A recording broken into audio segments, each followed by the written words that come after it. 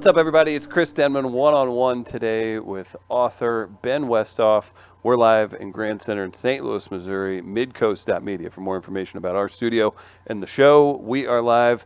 Very excited to bring on our guest. He's wrote a very intriguing book that we're going to dive into. It should probably mean a lot to us here in Missouri and the U.S. as a whole. Ben Westhoff joining. We are live. Ben, how are you, sir? Good. Thank you for having me, Chris. I was looking over things, and I know you've put out several books, and they're very intriguing topics, to say the least. Fentanyl is the big topic right now. It feels like throughout the country. Your book, Fentanyl Inc., it describes how everything has come to the point we're at in the U.S. It involves China, Mexico, labs, Germany, everything you could possibly think of that's almost out of a thriller film. But before we dive into all the crazy stuff, you yourself have lived in St. Louis for a little bit. We've worked with some folks at the Riverfront Times before. What brought you to St. Louis originally, man? I came here to go to college at WashU in 1995. And you've loved it ever since. Yeah, I mean, I've lived in LA and New York since then, but I always find myself coming back. Well, I'm proud of you to make this place home. It's always fun to get an outsider's point of view. I mean, you are from the Midwest, but I always find St. Louis I don't know, I think it picks on itself a little bit, and there feels like there's some fear of the outside. So what's, I got to ask too, what's your thoughts about, I mean, you've been here long enough, you're a St. Louisan, but did you get any of that feeling being from the outside, I guess? No, not so much. I think it's a pretty hospitable place. It takes a while to learn about the culture of St. Louis and the ins and outs. There's a lot of knowledge people here take for granted, a lot of it having to do with perhaps the Catholic Church and parishes and things like that. I'm sure there's a book that could be came up with some of that information, but I digress. Fentanyl Inc. I wanted to say, great job. I saw you on the Joe Rogan Experience, and then your, I guess, just push recently, getting the book out there. What makes you, as a journalist, want to start this, I'm sure, super arduous, not even almost, dangerous process of covering a topic as controversial or as terrible as fentanyl? I had a friend who was from St. Louis named Michael Schaefermeyer. He was a DJ, actually. He played with a band called Logic that was kind of blowing up here for a time in the early 2000s. He died from a fentanyl overdose in 2010, and that was back before most people even knew what fentanyl was. I certainly didn't. But it wasn't until years later when I was in LA researching why so many people were dying at raves. I was the music editor at LA Weekly and investigating this topic. And I found out that there were all these new drugs that were just coming onto the landscape that no one had ever heard of. They were all synthetic, meaning they were made in a lab, and they all came from China. And a lot of these were the drugs that were killing people at raves. And then there was another one that was even more deadly, fentanyl, which was killing more people than any drug in American history, it turned out. It quickly passed heroin and meth and crack and everything else. And it continues to this day. And it's such a lethal epidemic, but there wasn't a lot known about it. So I really wanted to plunge in and figure out what was going on. It's still, I mean, they need to get your book if they want to know, I guess, the history behind it and the different ways it has come about. But I do see in some of the talking points that you guys have for that, was K2 coming from the same labs? I'm 35, and I remember some of that happening and people being like, "Oh, this is a great thing," and it was a terrible thing, right? Right. K2 is part of this crop of new drugs that I was talking about, and K2 and spice are sometimes known as synthetic marijuana. But they really don't have anything in common much with marijuana at all. They're not a natural plant. They're made in a lab synthetically. And the crazy thing about K2 is that it was sold legally in stores I think that's probably what you're talking about, like 10 years ago or so. It was in head shops, gas stations, even all over Absolutely. St. Louis. It was being pushed as like almost like, oh, it's better than weed, or you won't fail an employee drug test or something like that. Exactly. And that was a lot of its popularity. It didn't give you sort of a mellow high like weed. It made your heart race, and you could overdose and die, but people liked it because it was super cheap, it was legal, and as you said, it didn't show up on drug screenings. It's one of those things where I have zero problem with weed or marijuana or whatever we're talking about. I just don't really smoke that much, but occasionally have. Somebody had that stuff, and I'm at like getting ready to go out or something, and then smash cut to like I tried it, and then it's 4 in the morning, and I'm waking up thinking there's somebody in my house. Like Oh wow. it was not a good experience. And again, I just chalked it up to, well, I don't really do much. So that's probably what it was, just being inexperienced. But I did smoke it, and I realized afterwards, I'm like, that sounds like what it would seem like. Again, ignorant, but it was almost like what you would think of like as a PCP thing would Yeah, create. I'm Yeah. I'm not surprised to hear that at all. The problem with these new drugs like K2 and like fentanyl is that the dosage is almost always unknown. So Hmm. even if you're buying these packets at a head shop or whatever, like you might have or whatever happened, the dose, it's not like regulated at all. So one packet might have a totally safe benign dose and the other will make you overdose. And with fentanyl it's even worse because it only takes 2 grains of rice worth to overdose and die. And so you can barely see the amount that it takes with the eye, and when drug dealers are cutting it up and mixing it up, there's no quality control at all. So I guess just to dive in. So again, it's Fentanyl Inc. You guys can get it Amazon, and I tagged Ben's Instagram if you guys check that out.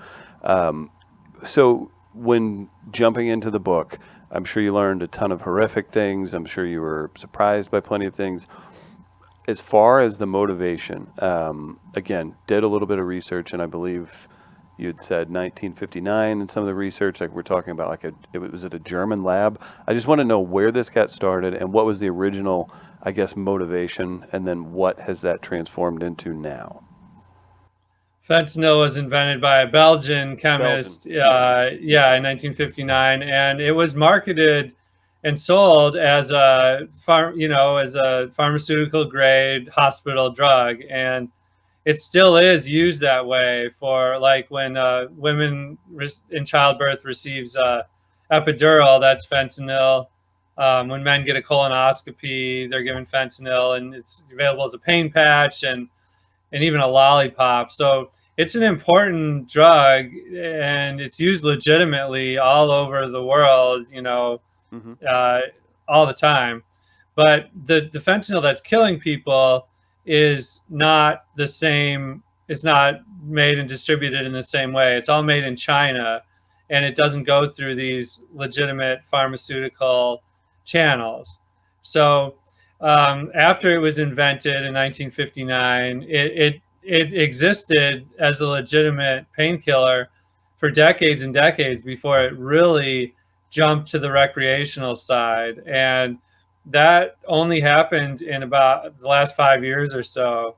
Um, Nobody saw it coming. Even the DEA, all these organizations thought it was too powerful.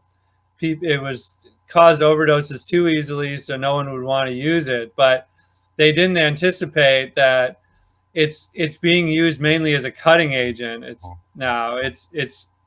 a lot of people die from it without even realizing they've taken any fentanyl because it's cut into heroin, it's cut into prescription pills. Um, Heroin is very expensive to make. It's a natural plant from the opium poppy, but fentanyl can be made quickly in a lab, so it helps drug dealers sort of increase their profits. So it simply just comes down to that, and it's the I guess flavor of the week in regards to deadly things being cut into illegal drug trade. I mean, does this problem, and again, this is the third wave, of an opioid crisis, correct? Yeah, the opioid epidemic started with the prescription pain pills like OxyContin from Purdue Pharma, and also, Mallinckrodt, based in St. Louis, made something like 36 billion opioid pills at the height of the crisis, more than anyone else. And once people's prescriptions ran out, a lot of them turned to street heroin. That was the second wave of the crisis, and now you can hardly find pure heroin anywhere in places like St. Louis. It's all been cut with fentanyl, and that's the third wave.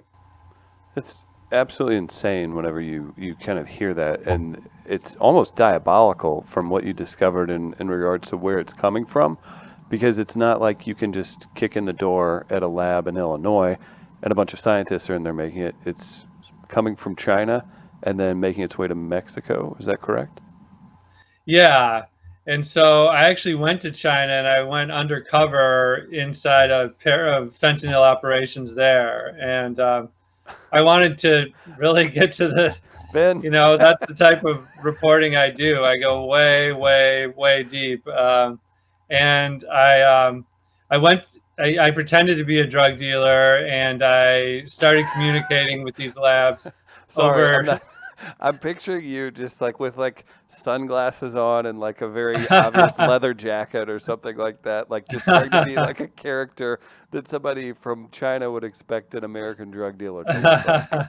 Is it so? That's funny. Yeah, that's funny to think about. I actually didn't say I was a drug dealer myself. I said my friend was a drug dealer, in that I happened to be in China, and I needed to see the lab to see if it met our quality standards, and if it did, then I would tell my friend to make a big order from this lab. So it was an even more elaborate ruse. But this chemist, I talk all about it in my book Fentanyl Inc. But this chemist, he spent the morning basically trying to vet me and didn't really seem to believe me at first, but he had a financial incentive to believe what I was saying. And so eventually he came around and showed me the lab and the whole thing.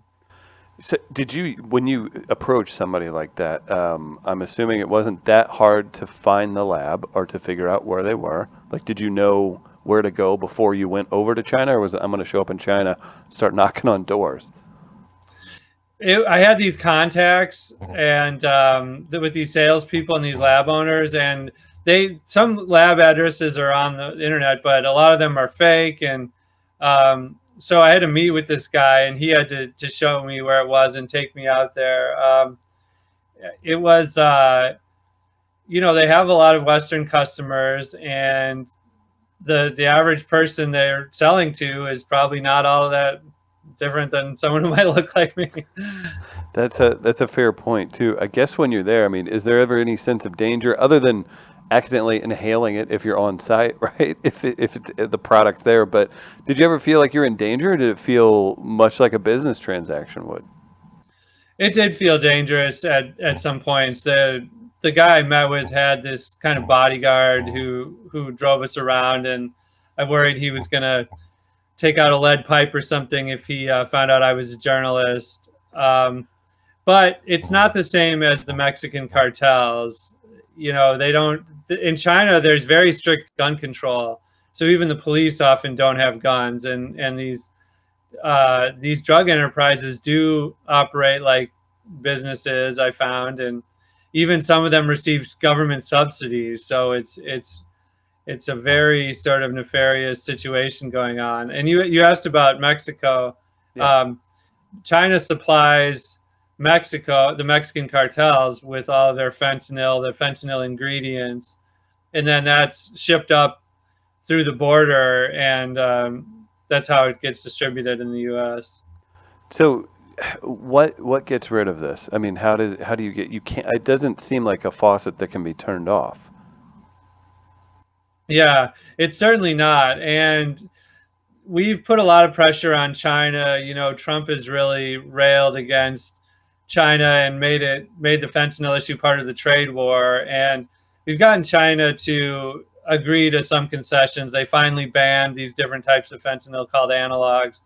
But ultimately, China makes the point, and it's a decent point, that we have the problem with supply over here. Hmm. And this was started, like I said, by these pharmaceutical companies. And so ultimately, we can't control what other countries are going to do. Even if China does control this trade, it will likely move to a country like India. And so ultimately, we can only try to fix our own problem. And so I advocate for a lot of reforms that are known as harm reduction. Yeah. And harm reduction is a philosophy that people are always going to do drugs, whether you like it or not. And so we should try to help them do drugs in the safest possible way.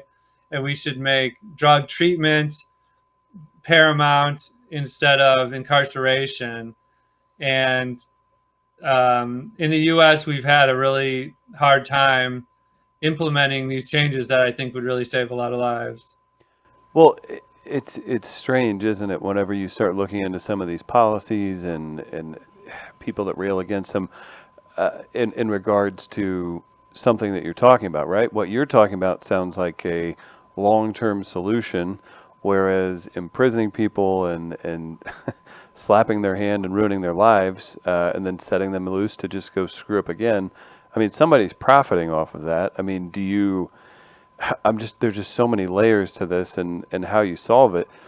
In regards to the plan that you're talking about, which seems quite reasonable and has worked in other countries, what's the first step? What's the first major step that someone that's listening to this can go out and say, "Hey, do you write your senator?" I mean, is it that? Do you go out? Do you get involved in more advocacy programs? I mean, how do we take that next step?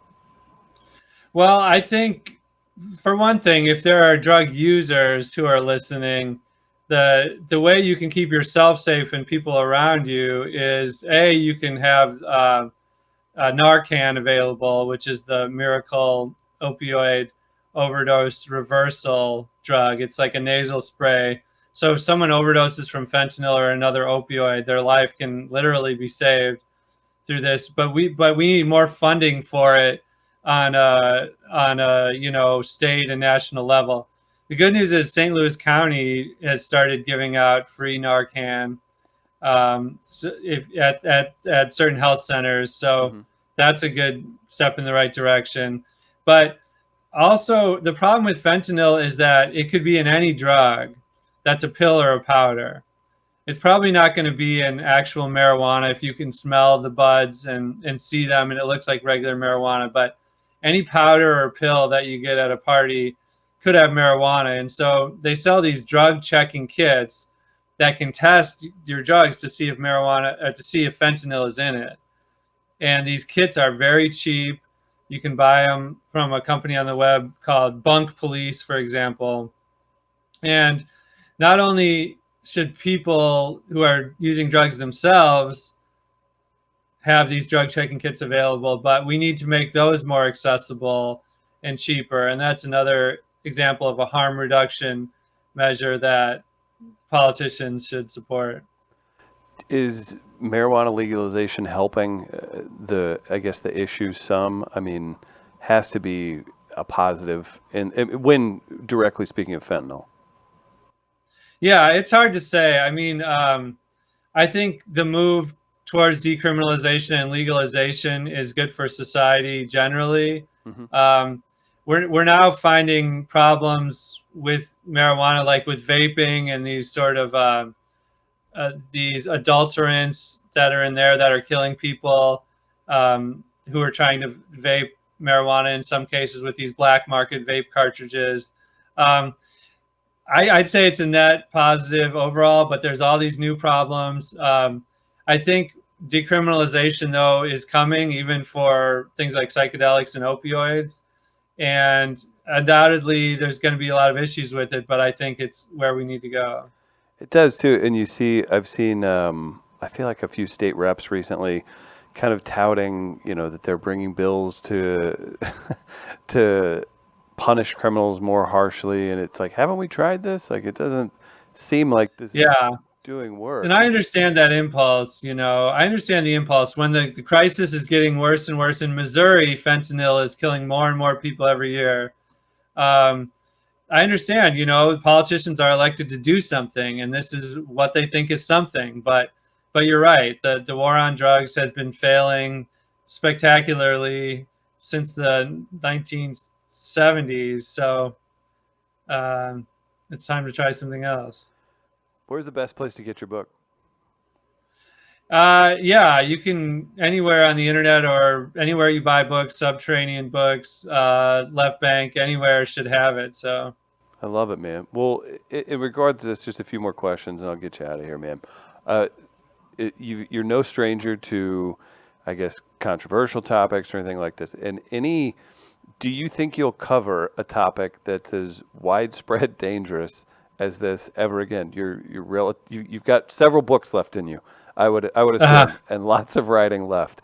In regards to, it's so strange being in the moment for this stuff, right? Like, you wrote this whole book, all this research embedded, all these crazy things happening with it. Do you think you personally will cover a topic as, I don't know, as dangerous as this ever again in your career? I don't think so. I mean, because fentanyl and drug overdoses are killing more people now than car accidents or gun violence, more than the height of the AIDS crisis. These are, and what kind of bugs me is that no one's much talking about it. Like the Democrat presidential debates, for example, it's barely touched on. They might say that a little bit about the opioid crisis, but the word fentanyl is almost never mentioned. And I'm trying to help spread awareness, and because everybody, knows someone who's been touched by this, and it's time to really put it on the front burner.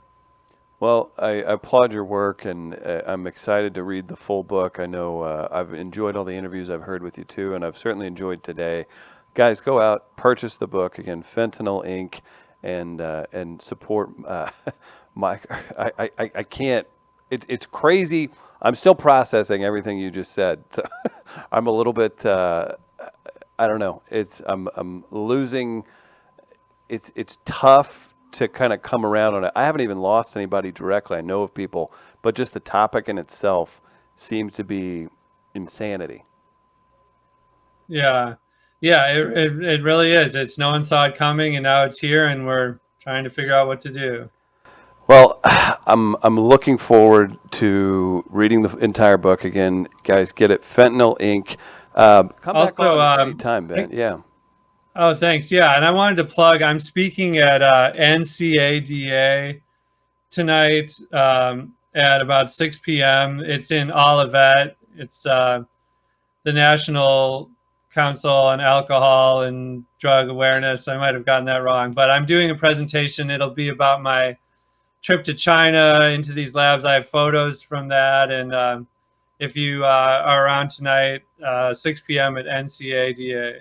We'll share that on social media and everything too. Blast that out and let people know that you're going to be there. And if you have anything else going on, man, would love to support it. So don't be a stranger. Okay, well, thank you. I appreciate that, Chris. Absolutely. Get the book, Fentanyl Inc., guys. Thanks so much, Ben. Okay, take care.